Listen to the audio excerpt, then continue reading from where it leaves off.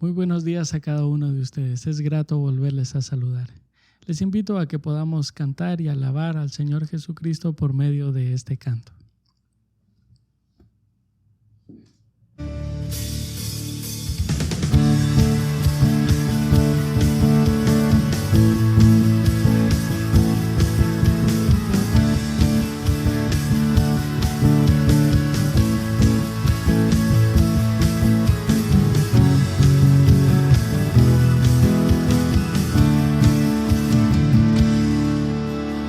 Cada día tu nombre bendeciré y moraré en tu gloria y esplendor. En tus maravillas meditaré, de tu gran poder proclamaré, de tu salvación diré y de tus bondades, porque eres más grande de lo que imagino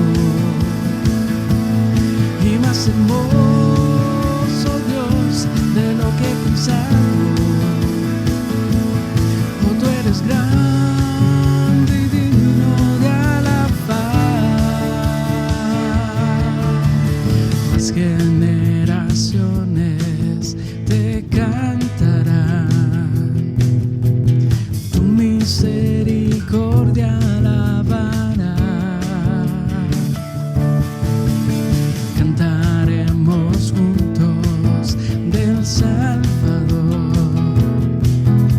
que vino y del pecado nos libró. Tú llenas nuestras vidas, por siempre te alabaremos, porque eres más grande de lo que imagino y más hermoso, Dios, de lo que he pensado. Oh, tú eres grande y digno de alabar.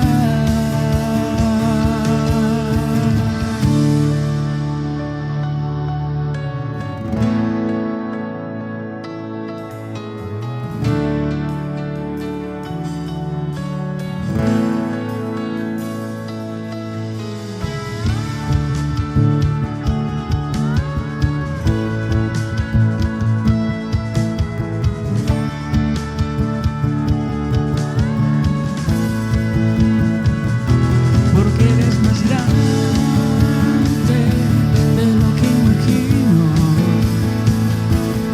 y más hermoso, Dios, de lo que he pensado. Porque eres más grande de lo que imagino y más hermoso, Dios, de lo que he pensado. Oh, tú eres grande y digno de alabar.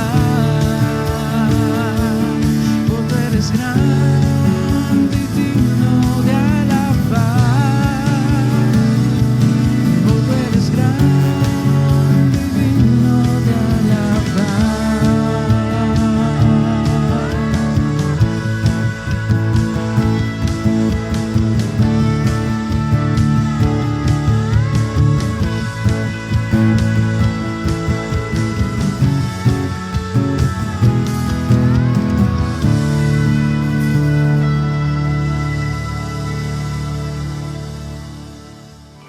Es tiempo de abrir la Biblia juntos, de conectarnos con su palabra y de andar en el camino. Hola, amada iglesia, qué gusto poder saludarlos y estudiar juntos la palabra de Dios en este día. Y es mi oración que el Señor plante la semilla del Evangelio en sus corazones y que en ustedes haya una tierra fértil que dé fruto abundante para su gloria. Hace 3 semanas dimos inicio a una nueva serie de estudio titulada Anhelando a Dios, a través de la cual hemos sido alentados a buscar al Señor, a acercarnos a Dios, poniendo nuestra esperanza en Él ante los tiempos difíciles que estamos viviendo. Y una de las maneras como podemos buscar a Dios y como podemos conocerlo es a través de su palabra. Y es por eso que hace 2 semanas estudiamos que la Biblia es inspirada por Dios y que es útil para enseñarnos y para reprendernos y para corregirnos e instruirnos en justicia, como dice 2 Timoteo capítulo 3. Y la semana pasada aprendimos por qué debemos leerla y cómo podemos estudiarla, y compartimos algunos consejos y recomendaciones útiles que nos ayudarían a cultivar ese hábito del estudio de la palabra. Pero es muy probable que muchos de nosotros, aun a pesar de reconocer que la Biblia es la palabra de Dios, aun a pesar de asentir con nuestras cabezas sobre la importancia de estudiarla, y aunque tengamos todos los recursos disponibles para profundizar en ella, aún así seguimos luchando con llevar esta verdad a la práctica. Y yo creo que si somos honestos, todos nosotros hemos luchado en un momento u otro por cultivar esta disciplina espiritual. Y es importante que tomemos un tiempo para reflexionar por qué. ¿Por qué es que usted y yo luchamos con el estudio y la meditación de la palabra de Dios? Creo que todos estaríamos de acuerdo al afirmar que no es por falta de información, porque ya hemos aprendido que Dios nos manda a hacerlo y lo hemos estudiado las últimas semanas.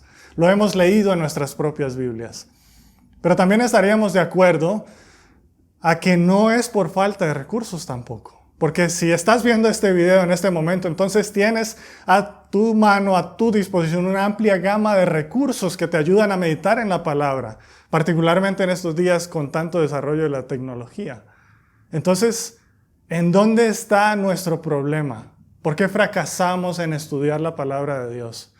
Reflexionar en esto me hizo pensar en el pueblo de Dios y particularmente la narrativa de Jueces, cuando el Señor les ordena a ellos tomar posesión de la tierra prometida y les da un mandato muy claro y muy directo. Ellos tenían que habitar la tierra, tenían que expulsar por completo a los pueblos paganos que habitaban en ella, pero por diferentes razones, uno lee en el primer capítulo de Jueces que el pueblo no cumplió a cabalidad la orden del Señor, no expulsaron a las naciones paganas, sino que empezaron a convivir con ellas. Y cuando Dios los confrontó respecto a esto que estaban haciendo, el pueblo presentó excusas, y algunas excusas parecían muy razonables y lógicas. Ellos decían, es que no pudimos hacerlo por esto o por lo otro, pero Dios les dice, no es que ustedes no pudieron, es que más bien ustedes no quisieron hacerlo. Y en realidad eso era lo que había pasado. Su pueblo no quiso obedecer. Dios no les había dado un mandato a ellos que no podían cumplir, y lo mismo es verdad para nosotros hoy. Si Dios nos manda a atesorar y a meditar en su palabra, así también nos ha dado todo lo que nosotros necesitamos para hacerlo. Y aunque nos cueste reconocerlo, si somos completamente honestos, nuestra falta de estudio y meditación en la palabra no se debe a que no podamos o que no sepamos hacerlo. Simplemente no lo hacemos porque no deseamos lo suficiente la palabra de Dios. O más cierto aún es porque no deseamos lo suficiente al Dios que se revela en la palabra. Aunque sepamos que la Biblia es inspirada por Dios, aunque tengamos todos los recursos y los métodos para realizar un estudio profundo de las Escrituras o desarrollar hábitos provechosos, simplemente no lo vamos a hacer si en verdad no lo deseamos. En otras palabras, meditar en la ley de Dios no dependerá del conocimiento que tú y yo tengamos de ella o el método que usemos, sino que dependerá del deseo que tengamos por escuchar al Dios de la Biblia. Y es por eso que hoy yo quiero compartir contigo 3 verdades bíblicas que complementan este fundamento que hemos echado de lo que hemos estado estudiando estas últimas semanas y que nos van a ayudar a entender mejor por qué debemos leer y meditar en la palabra de Dios y por qué es que fracasamos muchas veces en este intento. Y yo te invito a que abras tu Biblia a 1 Pedro capítulo 2 versos el 1 al 3 y leamos juntos esta breve porción de las Escrituras mientras reflexionamos en 3 verdades. La primera es que no puedes desear la palabra de Dios si tú no has nacido de nuevo. La segunda es que tú no puedes desear la palabra de Dios si aún eres esclavo del pecado. Y la tercera es que no puedes desear la palabra de Dios si no la consideras tu único y verdadero alimento. Esto es lo que dice el apóstol Pedro en su primera carta, capítulo 2, versículos 1 al 3, un pasaje bastante conocido. Cuando dice Pedro, por tanto, desechando toda malicia, todo engaño e hipocresías y envidias y toda difamación, deseen como niños recién nacidos la leche espiritual, la leche pura de la palabra, para que por ella crezcan para salvación, si es que han probado la bondad del Señor. Nosotros no podemos desear la palabra de Dios si no hemos nacido de nuevo. Y esto lo encontramos en el versículo 3. Mi esposa Carol ha dado grandes avances en sus habilidades culinarias. Y yo digo esto porque hace 9 años, cuando recién nos casamos, ella no tenía idea de cómo cocinar. Pero ahora hace platillos exquisitos que verdaderamente disfrutamos y que hemos ido guardando en un recetario en casa porque son comidas que sin duda queremos volver a probar. Ahora yo quiero que te detengas por un momento y que por favor pienses en ese platillo que preparaban en tu casa, que lo prepara tu esposa, tu mamá, tu abuelita o tu restaurante favorito. Esa comida que captura tus sentidos porque sus sabores explotan en tu boca. Y que de hecho al solo recordarlo, pues ya se te hace agua a la boca. Bueno, yo quiero que con esa imagen en tu mente escuches lo que dice 1 Pedro, capítulo 2, versículo 3. Si es que has probado la bondad del Señor. Si es que has probado la bondad del Señor. Y quise comenzar con esta última parte del pasaje porque nos presenta una cláusula condicional sobre la cual se plantea el resto del texto. Es decir, si esto es cierto, si es cierto que has probado la bondad del Señor, entonces lo otro también va a ser cierto en tu vida. De hecho, este versículo podría traducirse, ya que has probado que el Señor es bueno. Lo cual quiere decir que si tú y yo en verdad hemos probado la bondad de Dios, entonces todo lo demás que Pedro dice en este pasaje debería ser una realidad en nuestras vidas. Pero lo opuesto también es cierto. Si no has probado la bondad del Señor, entonces lo que dice este pasaje no será una realidad en tu vida. Permíteme explicarlo mejor a través de la figura que Pedro nos presenta aquí. Los que han tenido hijos van a entender muy bien de lo que Pedro está hablando. Pero también aquellos que no han tenido hijos entenderán, porque estoy seguro que todos hemos visto a un bebé llorar por comida. Y probablemente han quedado muy asustados cuando han visto esto. Porque cuando un bebé ha probado la leche materna y tiene hambre, no intentes ponerle un pepe o un chupete o un juguete para entretenerlo y para engañarlo. Porque el bebé lo va a succionar por 5 o 10 segundos, pero en el momento en que ese bebé se da cuenta que de ese chupete, que de ese pepe, que de ese juguete no sale nada, ten por seguro que va a gritar con mayor fuerza que antes. ¿Por qué? Porque él ha degustado la leche y no aceptará otra cosa menos que eso. Él quiere su comida favorita. Por tanto, si tú y yo hemos probado la bondad de Dios, hemos probado su salvación, su gracia, su bendición, entonces naturalmente desearemos su palabra con intensidad, porque no hay otra cosa que pueda satisfacer nuestro corazón y no hay nada que la pueda reemplazar. Y por eso te pedí que pensaras en tu comida favorita, porque desde ese momento que tú la probaste, se quedó grabada en tu paladar y ahora la deseas y la disfrutas y la conoces bien. El Señor Jesús contó varias parábolas sobre el reino de Dios, pero hay una que siempre me confronta porque es muy breve pero tan radical en su mensaje. Y se trata de un solo versículo, conocido como la parábola del tesoro escondido en Mateo capítulo 13. Allí Jesús dice que el reino de los cielos es semejante a un tesoro escondido en el campo, que al encontrarlo un hombre lo vuelve a esconder y de alegría va y vende todo lo que tiene para comprar ese terreno. Si en verdad hemos degustado la salvación de Dios, entonces estaremos dispuestos a entregarlo todo, a venderlo todo, a renunciar a todo con tal de tener a Cristo. Y no habrá nada ni nadie que pueda tenerte ni desviarte de ello. Y las excusas se desvanecen. Los obstáculos desaparecen frente a este deseo intenso por el Señor, por su palabra y por su reino. Entonces, ¿cuál es nuestro verdadero problema cuando no deseamos la palabra de Dios? Para algunos el problema no es el método, no es la falta de tiempo, no es la versión de la Biblia que usan. Más bien el problema es que no han conocido a Dios en verdad. No han nacido de nuevo, no han degustado la bondad de Dios, no has probado su salvación. Porque de otra manera sería tu platillo favorito, un alimento el cual nadie te tiene que rogar ni convencer de probar, porque tú ya sabes que es delicioso. El capítulo 2 inicia con una frase particular, por tanto. Y eso nos conecta con el contexto anterior del pasaje y nos lleva al siguiente punto. Y lo que Pedro ha expuesto está directamente relacionado al mandato de desear la palabra. Y dice, ustedes han nacido de nuevo, no de una simiente corruptible, sino de una que es incorruptible, es decir, mediante la palabra de Dios que vive y permanece.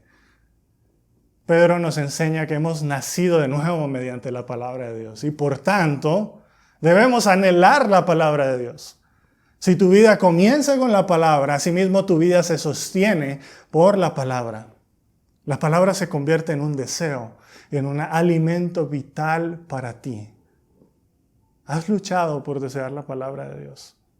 Yo te invito a que le pidas al Señor que examine tu corazón y que lo evalúes con la ayuda del Espíritu Santo para saber si en verdad has nacido de nuevo, porque no vas a desear la palabra si no has nacido de nuevo. Pero tampoco vas a desear la palabra de Dios si aún eres esclavo del pecado. Y esto es lo que Pedro introduce en el versículo 1 del capítulo 2. Y él dice, por tanto, desechando toda malicia, todo engaño, hipocresías, envidias y toda difamación, desead la palabra. Ahora bien, recuerda que el por tanto del versículo 1 nos conecta con lo anterior, donde Pedro nos ha venido hablando del nuevo nacimiento mediante la palabra de Dios. Y si hemos nacido de nuevo, entonces nuestra vida, es decir, la forma en que nos conducimos, la forma en que nos relacionamos con otros y con Dios, debe ser diferente. Hace poco escuché la historia de un granjero luterano que vivía en medio de una comunidad católica. Y eso representaba un problema, particularmente los viernes en la tarde, cuando este granjero preparaba su parrilla para cocinar una carne asada que impregnaba de aroma todo el vecindario. El problema era que aquella comunidad católica se abstenía de comer carne los viernes y en su lugar solo consumían pescado. Así que toda la comunidad se reunió para conversar con este granjero luterano y convencerlo de que se convirtiera al catolicismo, dado que la iglesia luterana más cercana estaba demasiado lejos. Y de esa manera, pues el granjero podía unirse a la iglesia y a la comunidad. Así que este hombre, después de considerarlo, aceptó la invitación. Así que el sacerdote preparó una ceremonia donde el granjero, puesto de rodillas, recibió las siguientes palabras del sacerdote y le dijo, amigo, naciste luterano, creciste luterano, pero ahora, y rociando agua e incienso sobre él, le dijo, ahora eres católico. Así que toda la comunidad celebró con él y compartieron con alegría mientras él se unía y le daban la bienvenida. Y todo iba muy bien hasta que llegó el viernes por la tarde, porque nuevamente había un aroma de carne asada en el vecindario que provenía de la casa de este granjero. Así que la comunidad se reunió nuevamente para confrontar al granjero, quien se suponía que ahora era otra persona y que no iba a hacer eso. Así que fueron hasta su casa y se pararon cerca del jardín donde estaba la parrilla y allí empezaron a escuchar al granjero que le estaba hablando a la carne asada diciéndole, naciste carne, creciste como carne, y rociándola con sal y especias, le dijo, pero ahora eres pescado. Y esta es una historia cómica, pero real. Nos habla una realidad en la vida de muchos que piensan que la vida cristiana es una en donde mágicamente, después de una oración, todo cambia de repente, sin hacer esfuerzos. Pero después de un tiempo se dan cuenta que no era así. que su naturaleza pecaminosa se resiste a morir, a ser crucificada, que una cosa es creer que Jesús murió por nuestros pecados, pero otra muy distinta es unirme con Cristo en su muerte para vivir a la luz de esa verdad. Ser cristiano es ser transformado por la muerte y la resurrección de Cristo para andar en novedad de vida, como nos enseña Pablo en Romanos capítulo 6.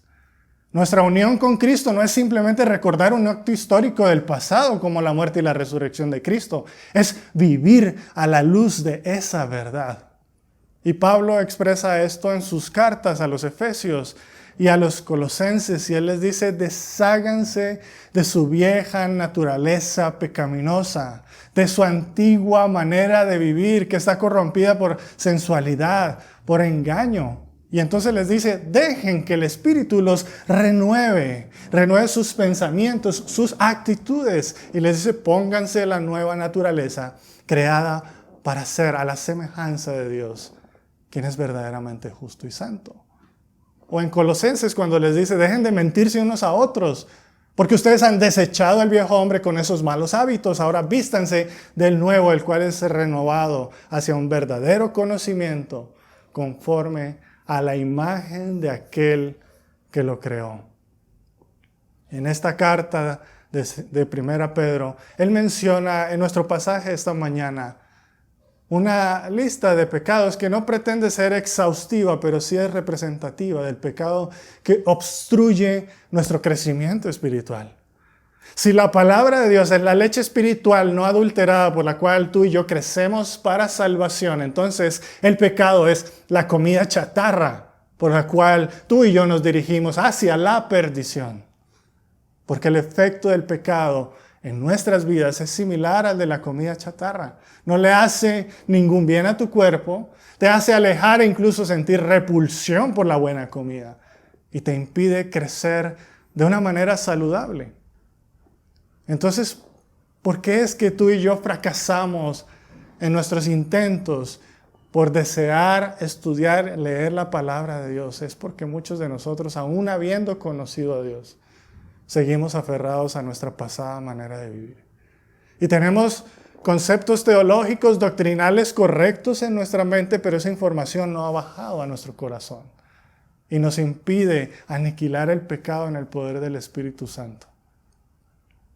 Si has probado la bondad de Dios, no puedes seguir considerándote esclavo del pecado.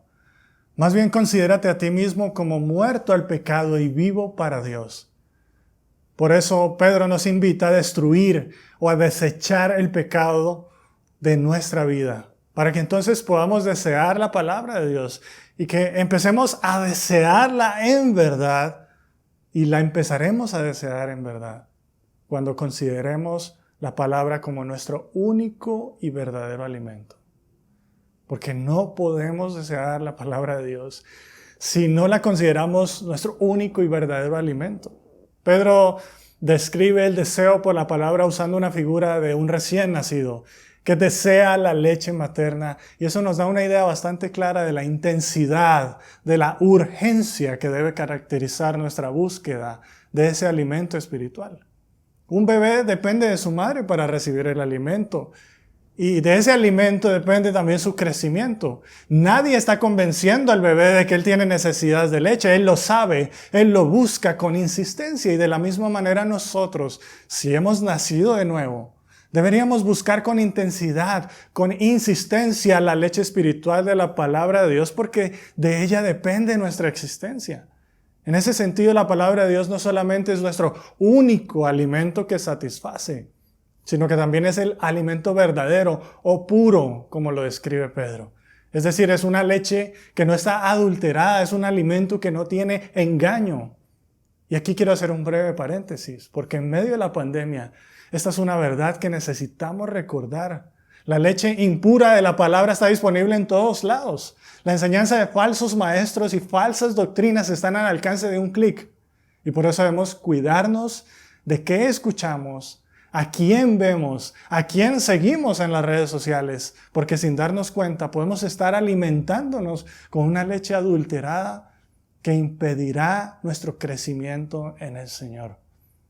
En ocasiones, nuestra falta de deseo por la palabra y nuestro fracaso al leerla y estudiarla se debe a que la vemos como un fin en sí misma. Vemos la palabra de Dios y vamos a ella porque nos sentimos obligados por presión o por completar un proceso o por hacer una tarea más o un checklist en mi agenda diaria o como un buen libro de consejos, promesas y palabras de aliento cuando estoy en problemas. Y hay algo similar en esto a lo que encontramos en Juan capítulo 6, cuando las multitudes seguían a Cristo por intereses cerrados. Y Él les dice, en verdad yo les digo que ustedes me buscan no porque han visto los milagros que hago, sino porque han comido los panes y se han saciado. Y lo que Jesús hizo fue exponer el corazón de ellos. Sacó a luz lo que había en ellos. Los estaba reprendiendo por sus motivos, por sus razones erradas para seguirlo. Y podríamos traducir eso a nuestra lectura y nuestra búsqueda de la palabra, porque muchas veces nosotros nos acercamos a la palabra con motivaciones erradas. Y este relato nos anima a indagar en nuestro corazón y preguntarnos qué es lo que realmente busco yo cuando me acerco a la palabra de Dios. ¿Por qué la estoy queriendo leer? ¿Por qué estoy buscando a Dios? ¿Es porque quiero algo de Él? ¿O porque quiero verdaderamente conocerlo a Él y atesorarlo a Él? Luego de que Jesús confrontara las intenciones del corazón de las multitudes que le seguían y de revelarles el lugar del pan perecedero que ellos buscaban y decirles que Él es el verdadero pan del cielo que sacia todo nuestro ser, Juan dice que muchos de los discípulos se apartaron y ya no estaban con Él. Entonces Jesús luego le dice a sus discípulos, ¿acaso ustedes se quieren ir también?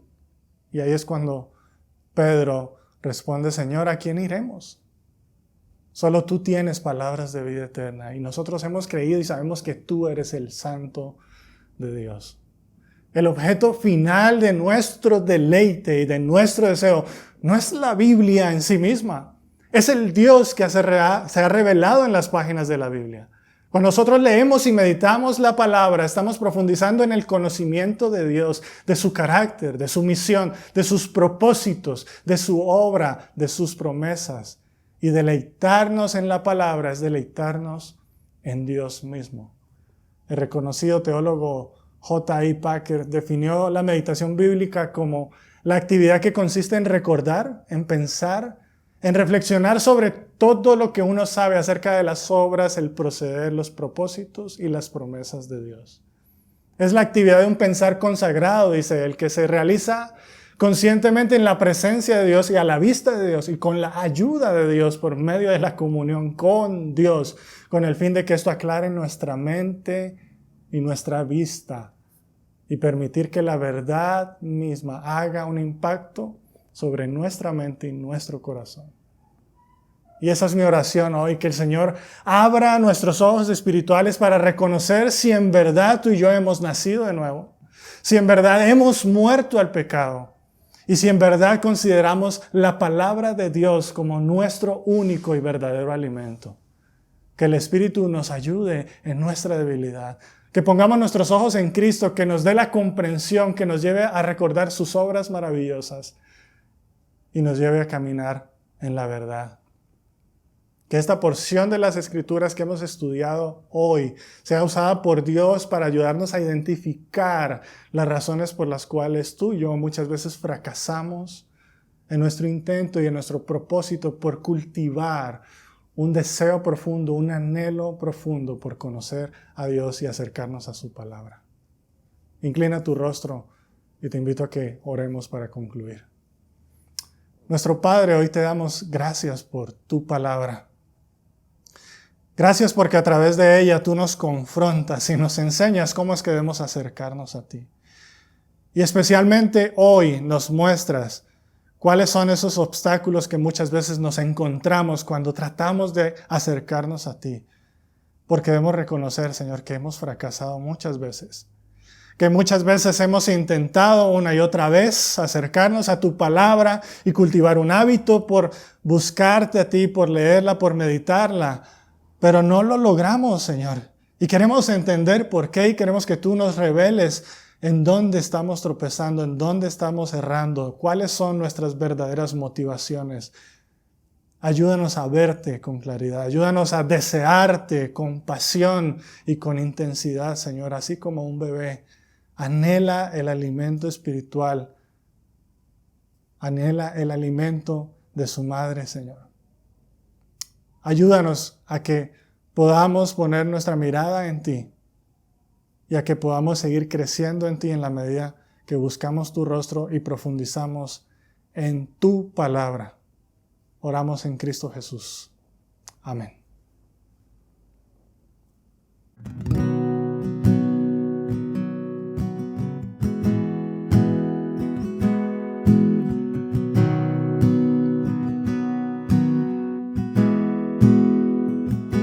De mañana al despertar, de mañana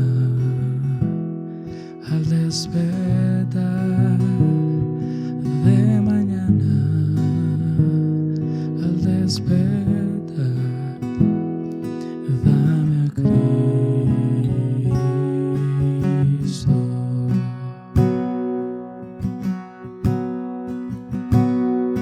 Y cuando solo estoy, y cuando solo estoy, y cuando solo estoy, dame a Cristo.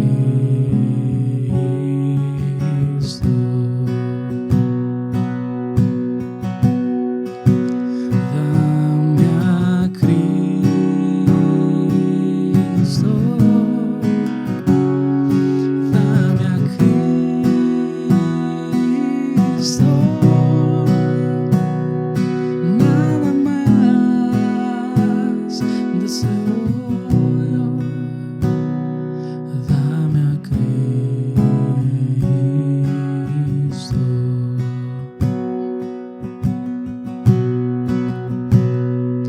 Y cuando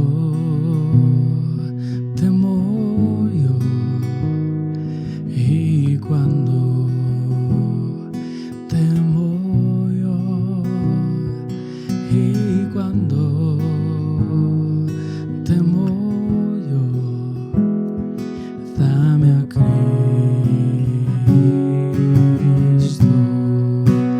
Dame a Cristo.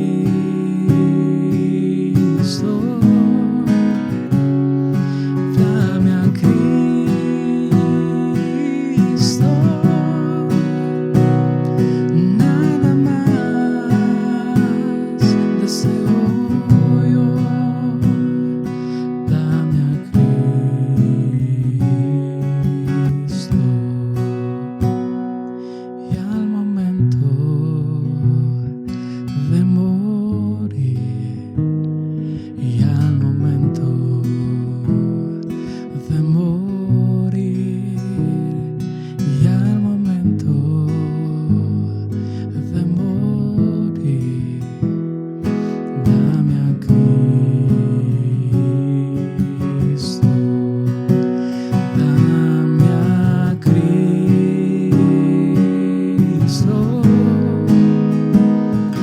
Dame a Cristo. Nada más deseo yo. Dame a Cristo.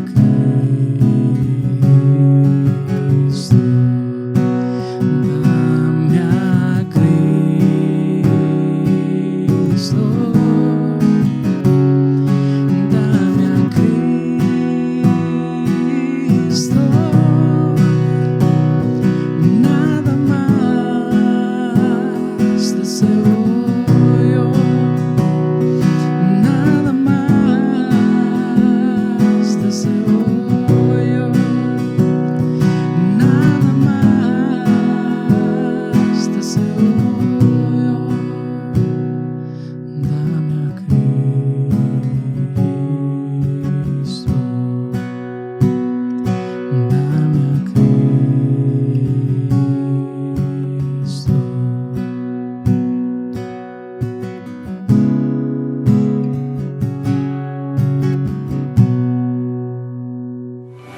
Gracias por acompañarnos hoy. Esperamos que vuelvas y sigas conectado con la palabra. También te invitamos a que nos sigas en nuestras redes sociales. ¡Hasta pronto!